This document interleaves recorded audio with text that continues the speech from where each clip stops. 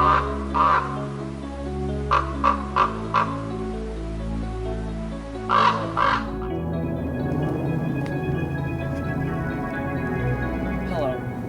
I'm Rodney Falcon, and if you'll please come on me with these terrible events.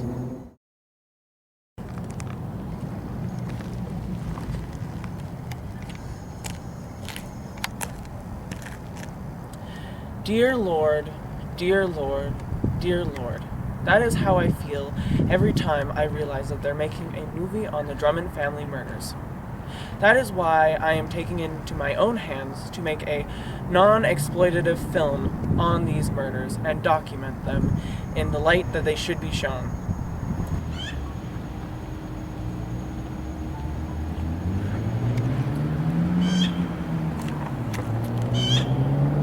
Hello, I'm Rodney Falcon, and as you can see, this building behind me is condemned. It once was an established hospital in the city of Pine Bluff. Now, it is no more. This once was where Hannah Drummond, the convicted serial murderer, used to operate out of. This is where Hannah Drummond would start her days. Stop filming, Keys. This is where Hannah Drummond would start her days as a neurosurgeon. Coming in through these doors and coming out at night. Every day, day by day, this is where she would enter.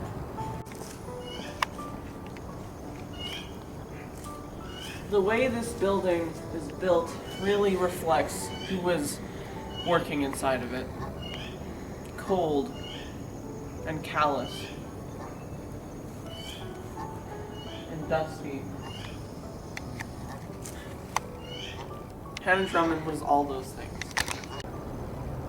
As you can see, it's not only ghosts that haunt this building.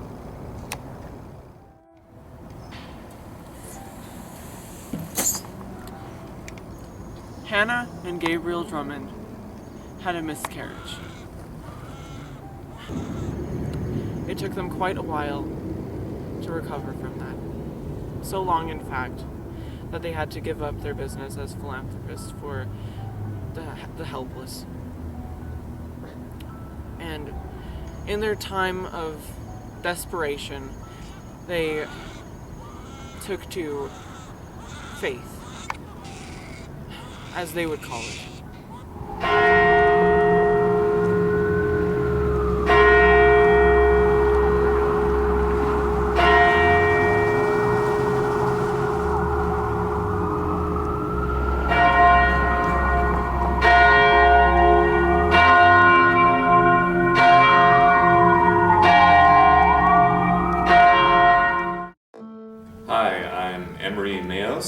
I'm a forensic examiner, and I studied at Yale. I brought you in here to talk a little bit about the victims and what you found during your autopsies. We're going to start with the first victim that was found, Nancy Flanagan. Yes. Well, Nancy was discovered in an alleyway. It was... Yes, found face down in an alleyway. What was immediately stuck out to us when we came to the scene was the scar that was kind of across the crown of her head. Mm-hmm. And I knew that you wouldn't be able to bring any autopsy pictures or anything. No. That would be strictly... Yes, it's confidential. Yeah. Yeah. But I have a whiteboard here with a drawing of a head, and okay. If you could basically show us where the scar was. Oh yes, it will be quite disturbing. Yes. This one. Ah.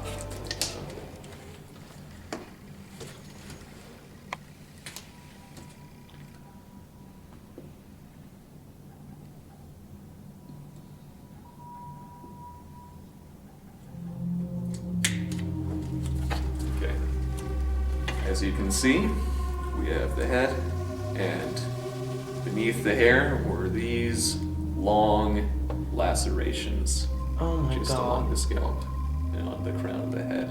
I don't even know if we can show that. It is grisly. Yeah. I think we'll have to blur that. You have to have a strong stomach to deal with this every day. So, we haven't talked about Bernard, or as he liked to be called, Ned Yoland. We are actually going to be interviewing his brother today as well. Oh, that's good. Yes. He flew all the way from Poland. Yes. Yeah. Yes. I'm sure all the family has been deeply affected by this news. Yeah.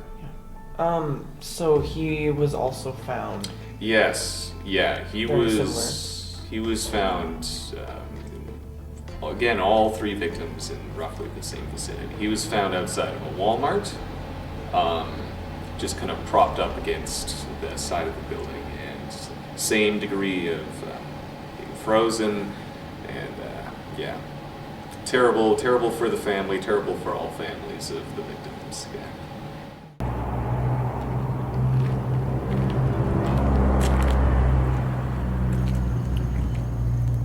You're probably wondering why we're here.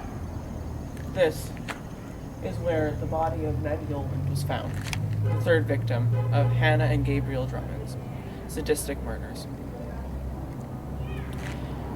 And we have flown in the brother of Ned Yoland to speak to us.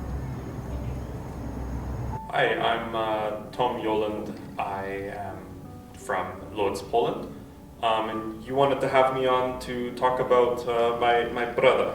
Yeah, Ned. Yes. If we could just start with maybe how was he as a person to you? Oh, As a brother. Oh, he was.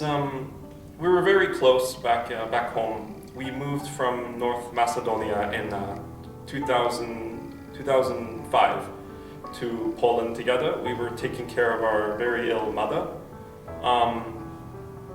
He was a big help around the family. We did everything together. We had our own coffee shop. We built a business together. We were very close. Until he moved to Canada. He went to university for political science. And ever since he moved, I haven't heard much from him. It's very, very, very odd.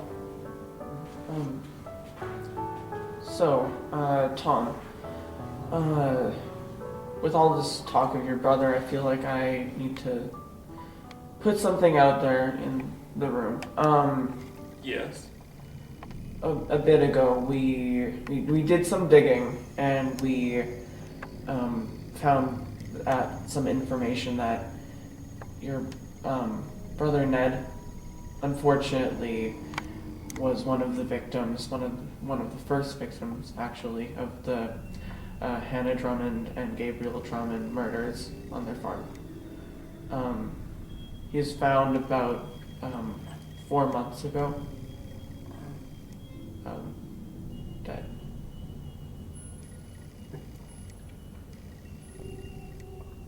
Okay. Can you excuse me for a minute? I just want to make a phone call, if that's okay. Yeah, no problem. Get this. Get it.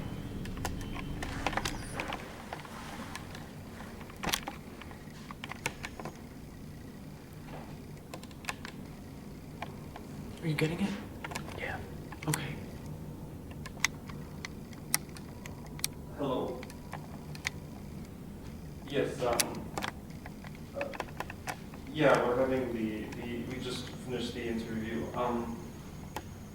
Yeah, they just revealed some news that Ned is, he's gone. My name is Burnt Bombs. I'm a line cook here at the diner. Just got off my shift. Is that good? Yeah, sure. I was going around back, kicked the trash out. Saw this guy sleeping by the dumpster. So I threw the trash out, and he kind of didn't move at all. hospital, so I went up, I kicked him a couple times and said like, hey, like, you good, dude? And he seemed like frozen. So, like, I basically just called the cops to come check on him, and then I went back to do my shift. And that was kind of the end of that. But no one had told me anything until I like saw it on the news. Dude's face popped up, and then like it kind of happens. It's like dudes in the back alley all the time, but like it just so happened that this time it was me, I guess. So I mean, it's pretty messed, but like I guess it's whatever. Yeah. Yeah. And I see, you okay? You have a bandage on your face. Like I smacked my hand off the grill an hour ago, just before I ended my shift, really. So, yeah, that's what I got this from. Yeah. Yeah. You guys want anything else? Like, I don't know. Are you good? I mean, I'm just dead, dude. Like, we just got rocked in the kitchen, so, like. Yeah. I mean, I think we've got enough. If you're good, then thank you so much for. All right. Cool, I guess. This is where Hannah and Gabriel Drummond met, in the University of Pine Bluff.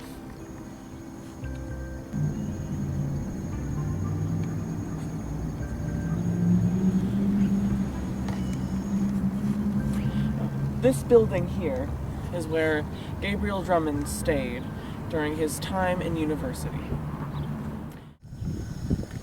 Hello, Simon. I'm Rodney Falcon. So, you worked for the Drummonds, right? Yeah, I was an architect. Yeah. Wow. And you were very close friends with them as well. Used to be.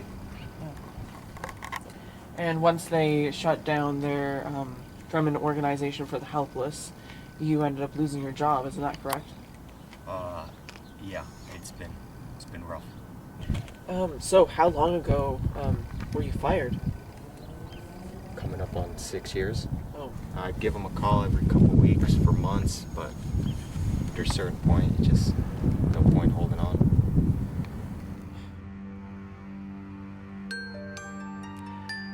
Somehow, luck has shone down upon us in the form of Officer Norm Giletti, the lead investigator on the Drummond case.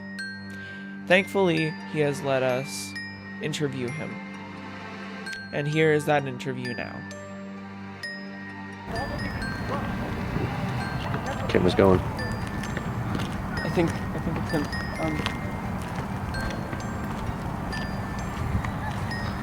Norm Giletti.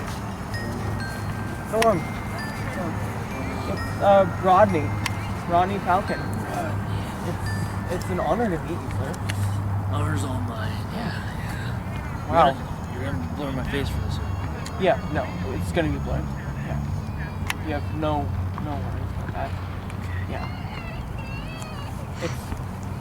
It's more than an honor that you even just decided to let us Help interview where I you. can.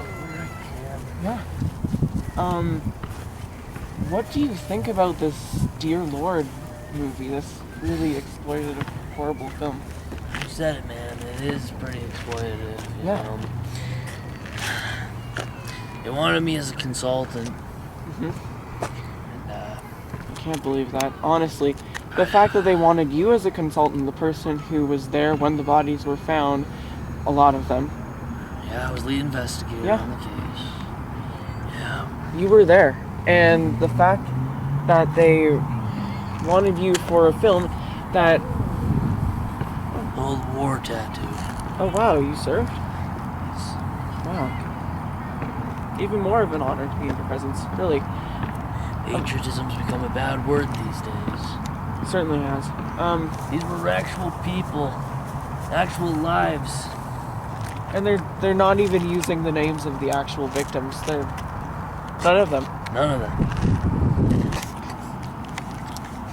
And you've talked to papers, not a ton, but every single time you've talked, you've said wasn't about what I saw, it was about what I smelt.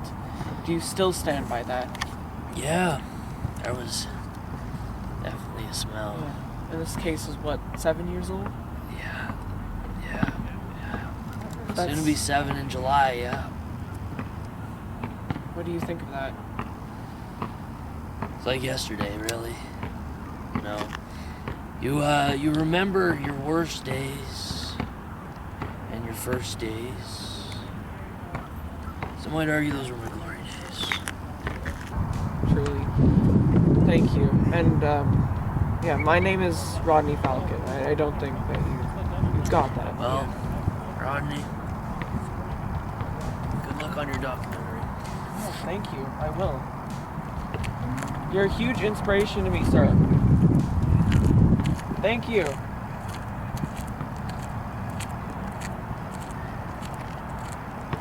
you get that? That was awesome. I can't believe that we actually got him. What an American hero. I know. Look at him. Talking about this case has been the most difficult thing I have had to do in my whole life. The Drummond file has to be the most brutal story I have had the pleasure of highlighting. It's a grim, sad, mournful story, and I am truly grief-stricken. I am not the same man that started this documentary. No, I'm changed. I remember what Officer Norm Giletti told me. Remember your worst days and your first days, and I can't forget these days. If you or someone you love has seen the Drummonds, you are urged to call our helpline or Crime Stoppers immediately. This has been a Falcon Film Productions. Caw-caw!